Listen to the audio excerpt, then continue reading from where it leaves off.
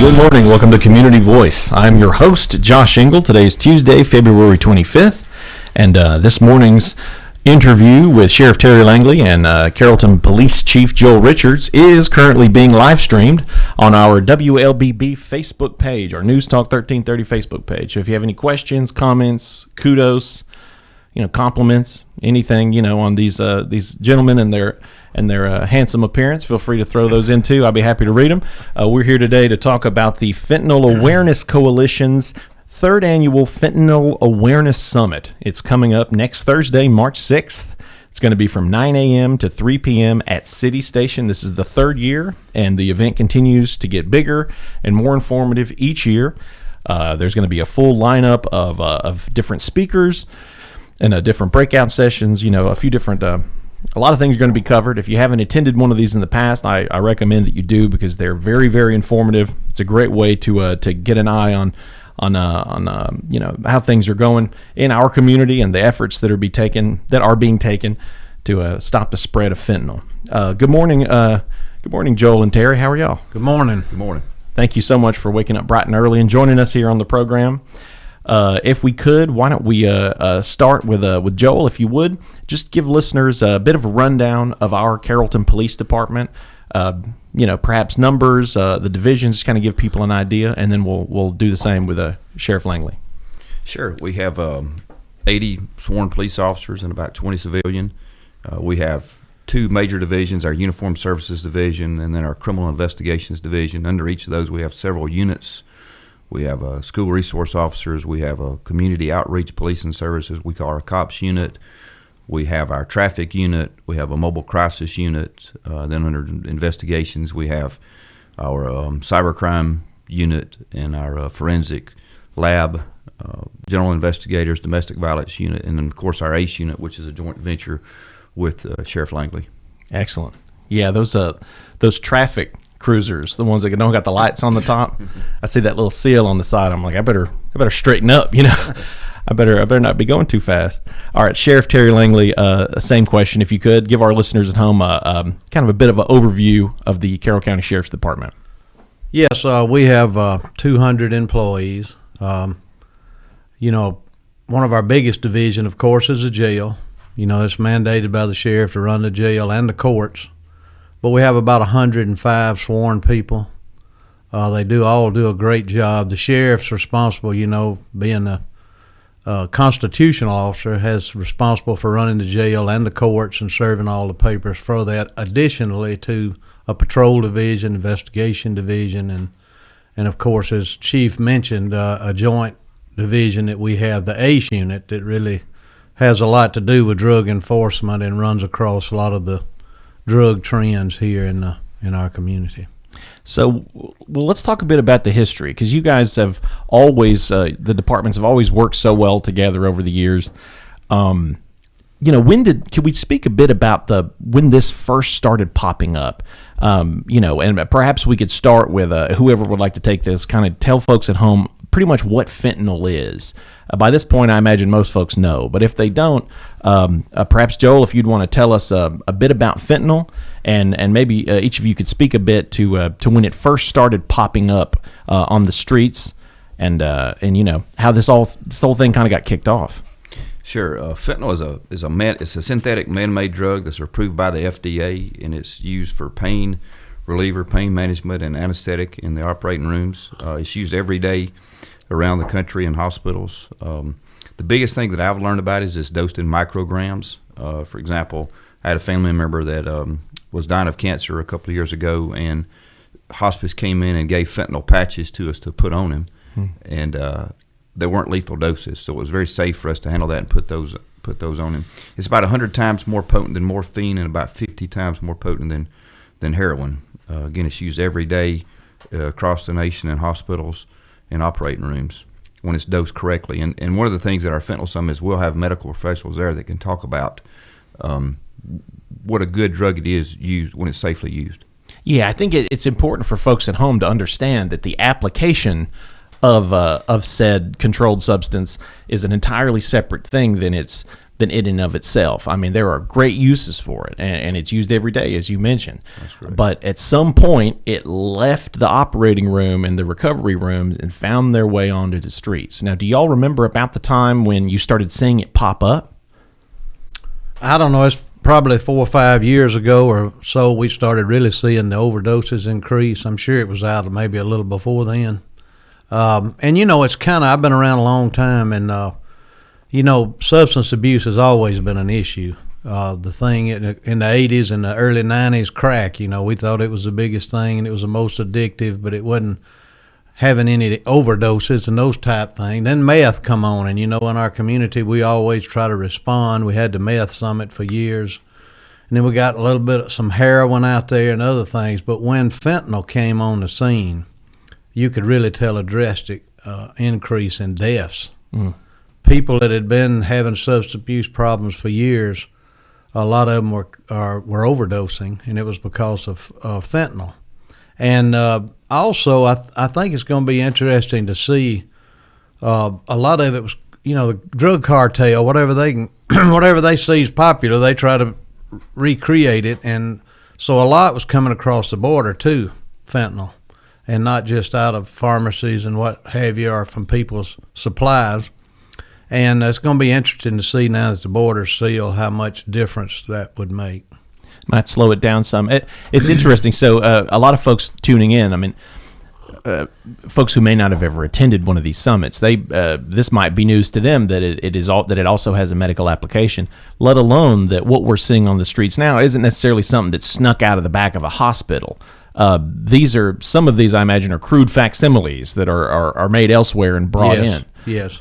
Now, in terms of fentanyl being popular, so I mean, it sounds incredibly dangerous if you saw such a surge of overdoses when this drug started kind of hitting the streets. Why is it so popular? Why would people there be such a drive to buy it and get a hold of it, given how dangerous it is? It's so addictive, and but it's a big painkiller, and I haven't ever used any, but they tell me it's a unbelievable high. But at the same time, it's extremely dangerous, and like you say, a lot of overdoses and what have you. But it's a painkiller, and as Chief mentioned, 100 times more potent than morphine.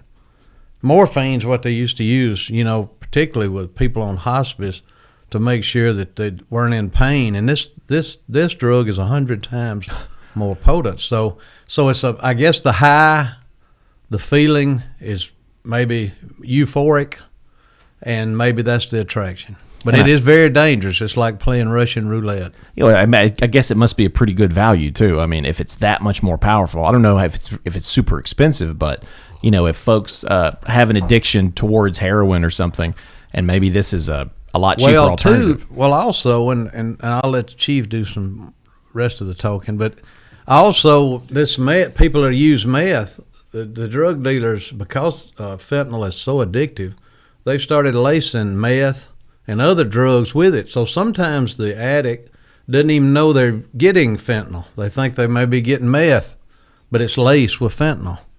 And so that's what makes it even more dangerous. But the drug dealer, in my opinion, knows it's how addictive it is. He's trying to grow his clientele, I guess. He's salting the mine. He's trying to let folks know. That's the reason we need to put them in jail and take everything they got. Amen. And put them in jail where they can't ever get out, those that deal drugs. Absolutely. Joel, you're the best dressed of all of us right now. I think that you should answer this question. If you could, could you take us a bit through the history of how this coalition took shape? You guys saw a problem, and you took action. Yeah, in 2022, we started recognizing an increase in overdose deaths, and we formed our Carroll County Fentanyl Awareness Coalition. And I don't remember who had the idea, but the idea was to have a fentanyl summit, and we held it. I think we formed it late 2022, and we held the summit in March of 2023. But it was because of the numbers. I can give you just working with our coroner, Keith Hancock, who's been a big part of this from the beginning. In 2022, we had 32 fentanyl deaths just in Carroll County. In 2023, we had 29. And in 2024, right now, this was as of a couple of weeks ago, there's 15 fentanyl deaths confirmed with 17 cases pending. Nationwide, how big of a problem is it? According to the DEA, they seized 80 million fentanyl-laced pills and nearly 12,000 pounds in 2023 coming into this country. That's what was seized, not what got through. Wow. And that's enough to kill 390 million Americans. One packet of your sugar, sweet and low, Splenda, is enough to kill 500 people. 500 people? 500. In 2024, Oh, they my seized God. 55 fentanyl-laced pills and nearly 8,000 pounds of fentanyl powder, enough to kill 367 million. In 2022, there were 110,000 Americans that died of an overdose. 70% of that is fentanyl. 2023, 107,000. We're losing about 200 people a day across this country. And I remember one mother testified before Congress, and she said if we were losing 100 people, this was back when the number was 100 people today, to plane crashes, we would wake up and do something about it. And I think that got a lot of our attention, especially in our county, when you call your coroner and you realize there's 32 deaths of Carroll County residents. There's people that we know, their family members, and according to CDC, the number one cause of death for an American today between 18 and 45 is an opioid overdose, with 70% being fentanyl. 18 to 45. 18 to 45, number one cause of death. All right, time is 8:41. We're going to go and take our first commercial break, but when we come back, we'll continue our conversations with Carrollton Police Chief Joel Richards, Carroll County Sheriff Terry Langley, as we chat more about the Fentanyl Awareness Coalition's third annual Fentanyl Awareness Summit coming up next Thursday, March 6th from 9 a.m. to 3 p.m. at City Station. Stay with us. Community Voice brought to you by Tanner Health System and Oak Mountain Academy. The customized academic scholar journey at Oak Mountain Academy is individually designed to provide students with a personalized, clearly defined academic track that earns the student a series of distinctions upon graduation. This journey enables academically driven students to pursue a focused, rigorous course of study personalized to their wants and desires. I'm Patrick Uran, head of school, inviting you to journey with us on the mountain. For more information, visit us at oakmountain.us. Discover your journey at OMA. Prepare, explore, and achieve. Consider the Mobius strip. Take a strip of paper, twist it, connect the ends. This connection forms a continuous loop. Seamless, infinite. That's how your healthcare should be too. At Tanner Health, the Mobius is our symbol and our promise, representing our continuum of care and our commitment that the services you need will be here for you always. We're not just changing healthcare, we're redefining it. See more at tanner.org.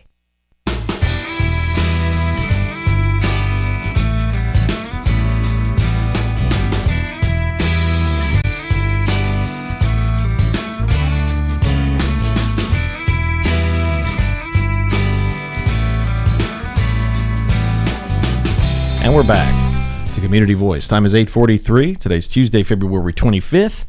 And if you're just tuning in, be sure to check out the live stream on our WLBB News Talk 1330 Facebook page if you have any questions or comments for today's guests, the great and powerful Chief Joel Richards and Sheriff Terry Langley, as we chat about the Fentanyl Awareness Coalition's third annual Fentanyl Awareness Summit coming up next Thursday, March 6th from 9 a.m. to 3 p.m. at City Station.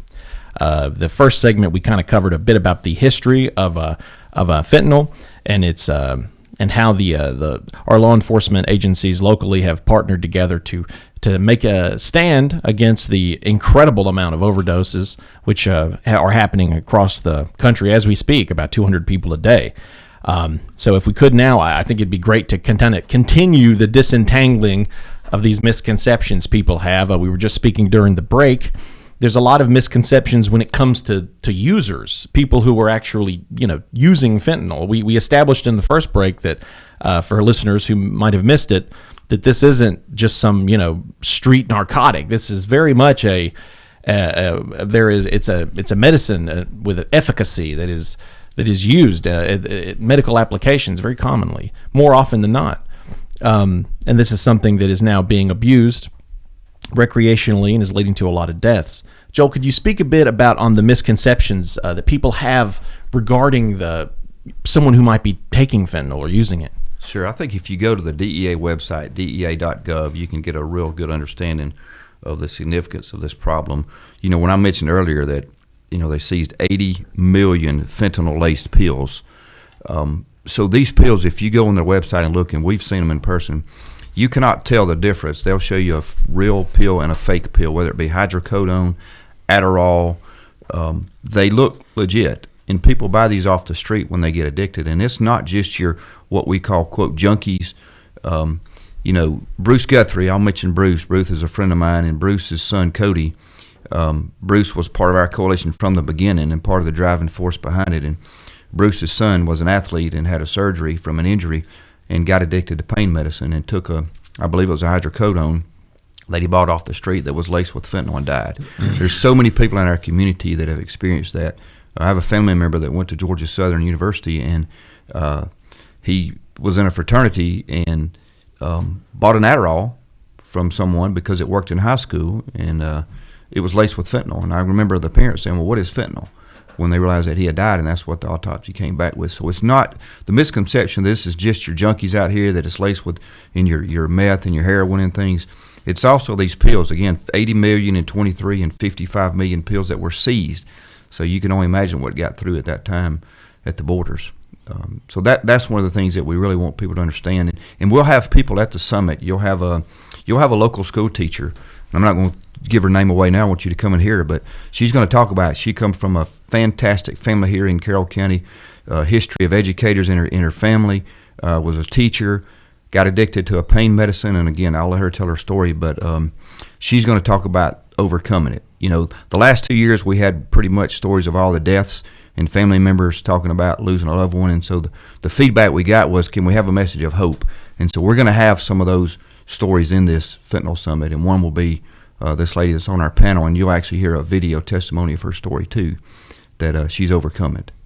But she's going to tell you how she went down that path. And I think this really speaks to the danger, because folks think, well, that's something that happens elsewhere. Wherever they have junkies slumped over in the street, that's where fentanyl's a problem. No, it isn't, because you just mentioned, at the first segment we spoke about the medical applications. Since the 50s, 60s, the pharmaceutical companies have made an effort to have influence on medical education, and what was once considered just a normal part of life, feeling pain, is eventually became thought of as inhumane. And you have pharmaceutical companies really pushing for opioids to be prescribed, and then that in and of itself is fine. But there are a lot of people that develop addictions that may not even realize that it's happening. And now someone from a great family that works hard, has a fully functional life, now all of a sudden they might find themselves in a position where they might want to buy a pill not knowing where it came from. And that could be the end of their life. So I think you guys have done a great job already kind of illustrating that this is a very multifaceted situation. There's a lot of questions that need to be juggled when approaching this kind of problem. The Fentanyl Awareness Summit, it's coming up March 6th. That's next Thursday, 9 to 3 at City Station. Joel, if you'd be willing, could you take us through what folks can expect? Perhaps some of the speakers, and maybe take them through the event. Absolutely. Please pre-register. We are going to provide a meal to everyone that attends, but we'd like to have a firm number on that. So register at tanner.org/fentanyl. You can go to our website. You can go to our Facebook, the Sheriff's Office Facebook. There's a number of places, I know I'm forgetting some out there, where you can go and click the link to register. FentanylStopsHere.com is the Carroll County Fentanyl Awareness Coalition's website, FentanylStopsHere.com. If you go to that, there you can see some stories of folks in our community. I think there's 5 videos that James Paul did for us that we have. You can go and see people that are in recovery and listen to their story. Some of those will be in attendance, but again, please go and register. Again, it starts at 9 a.m. sharp. We'll have a welcoming introduction there, and then we're going to start out with some body cam footage first thing that morning showing the effects of Narcan. Some may be where folks were revived, some may be where they didn't make it. Our coroner, Keith Hancock, is going to speak to us. Carroll County District Attorney Sarah Japour's office will be there to talk about the new Austin Walters law that we can discuss in a few minutes. This will be some video testimony. Brian Gibson, an LPC with Tanner Willowbrook, is going to talk about the addiction cycle. We'll have more video testimony. And the thing we're doing different this year is we're going to have a panel made up, as I mentioned earlier, of folks in recovery, family members who have lost someone, medical professionals, and then law enforcement to take questions from the audience. That's a big deal, having those medical professionals there, because there are going to be a lot of questions that they would be able to answer and sort of really kind of clear the fog up on this topic. because there's a lot of false information, a lot of misconceptions, but a lot of the times some of that doesn't really live up to the reality of how deadly this is. That's right. So time is 8:50. We'll go ahead and take our last commercial break. And when we come back, we will wrap up our conversations with Carrollton Police Chief Joel Richards and Carroll County Sheriff Terry Langley as we chat more about the Fentanyl Awareness Coalition's third annual Fentanyl Awareness Summit. That's coming up next Thursday, March 6th from 9 a.m. to 3 p.m.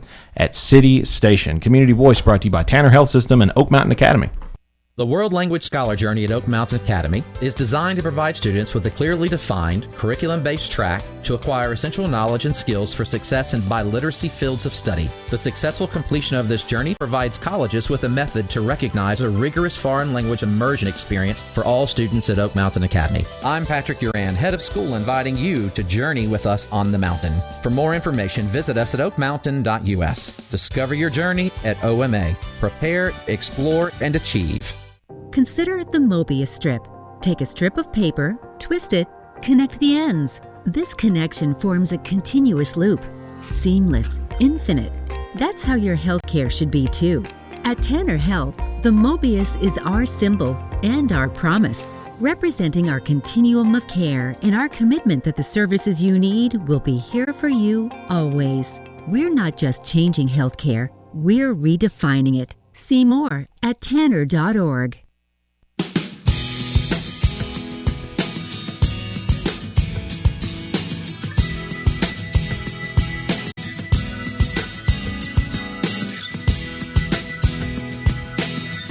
And we're back to Community Voice, Tuesday, February 25th. We are down to the last segment of this morning's Community Voice episode with Carrollton Police Chief Joel Richards and Carroll County Sheriff Terry Langley as we chat about the Fentanyl Awareness Coalition's third annual Fentanyl Awareness Summit. Next Thursday, March 6th from 9 a.m. to 3 p.m. If you're just tuning in, be sure to go check out the full podcast of this episode, which will be uploaded to this station's website, as well as gratacommunications.com. And you can also check out the live stream so you can see how beautiful we three are on our WLBB News Talk 1330 Facebook page as we talk about the upcoming summit. You're not going to want to miss out on this. So just before the last break, you touched on, Joel, the Austin Walters Law. Yeah. And Terry, feel free to chime in as you'd like. I don't want to cut you out there. But if you could you speak to us a bit about the Austin Walters Law? Yes. Governor Kemp signed, I think, one of the most important pieces of legislation component into our campaign. In April of last year, is known as Austin's Law. It's named after Austin Walters, who died at the age of 30 after taking a Xanax pill that he purchased off the street. And that's a college drug. I mean, people are taking Xanaxes to write papers, you know. Yeah. Although there was not enough evidence pointing to the suspect, there was enough evidence, there weren't any laws that allow for an arrest. And so the state created aggravated involuntary manslaughter, which states it's 1 to 10 years for anyone who causes the death by manufacturing or selling a substance containing fentanyl. Knowledge is not required. So the two key components that our legislators did for us is it contains fentanyl, it caused the death, and you didn't have to know it. So in other words, if you sell me something and you don't know for a fact that it has fentanyl in it, but it comes back that autopsy that it did, and it causes my death, that's what the death certificate has to say, then we can go back and charge you. And, one of the things that I have to always applaud the sheriff with is our partnership. When I was appointed chief in 2004, he was a big encourager and supporter for me in doing this. And I remember we talked early on that drug dealers don't know jurisdictions. So either he's chasing them in the city and we're chasing back out the county. And so we formed this partnership, which has just been phenomenal. If you've not heard about our ACE unit, I think they've been on your program several times. But the ACE unit actually made the first case in May, I believe it's May 28th of last year. They made the first case in the state of Georgia, charging someone with the Austin's Law with the death in Carroll County that was caused by fentanyl. Wow. It's crazy to think that but this is how this works. The legislation has to be created, has to be introduced to think of these novel situations. Well, not so novel. They happen often, but where someone leads to someone else's death. Sheriff, if you would you want to say anything on the ACE unit? Well, has been a great partnership, and they do amazing things. And, several years ago, the chief and I realized that there were a lot of stuff we get calls on a daily basis. We also have the drug task force, but it's metro area, and they usually do mid to upper level and sometimes longer investigations. So we put this unit together, and it's just been great. They handle all kind of stuff, and most importantly, drugs and drug abuse and drug trafficking and those type things. So it's been a great partnership. You got to have somebody willing to work with you, though. And you said a moment ago, it's always worked good together. Well, it has for the last 20, 25 years. It ain't always been.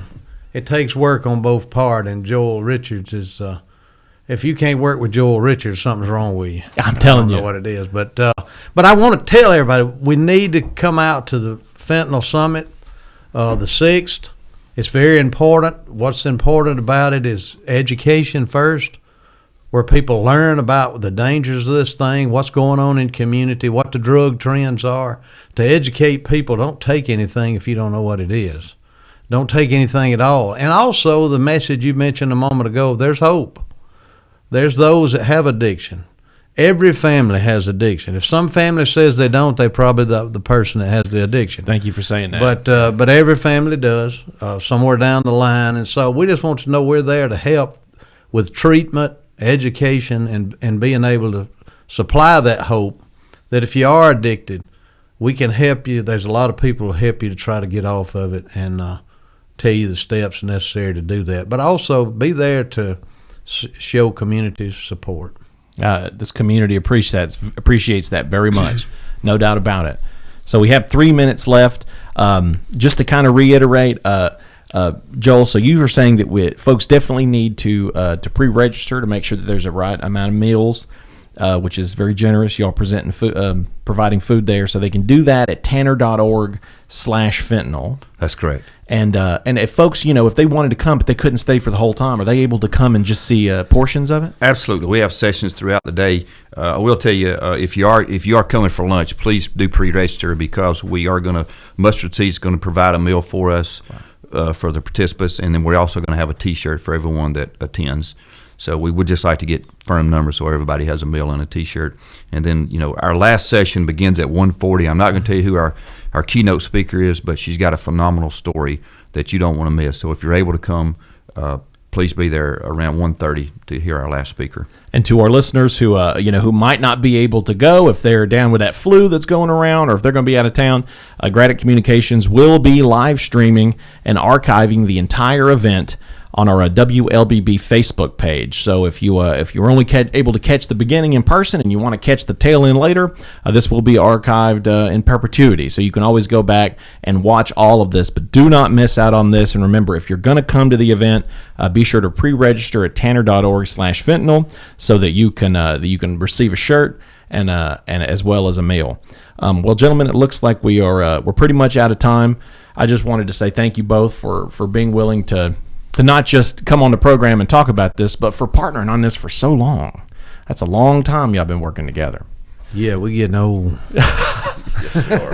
Maybe, but we just age like fine wine. That's right. That's all there is to it. Excellent. If you'd like more information about the Fentanyl Awareness Coalition, check out fentanylstopshere.com. That's FENTANYL stopshere.com. All right, Joel, Terry, thank you both so much, gentlemen. Thank you. Thank you. And to everyone tuning in at home, we'll see you next time.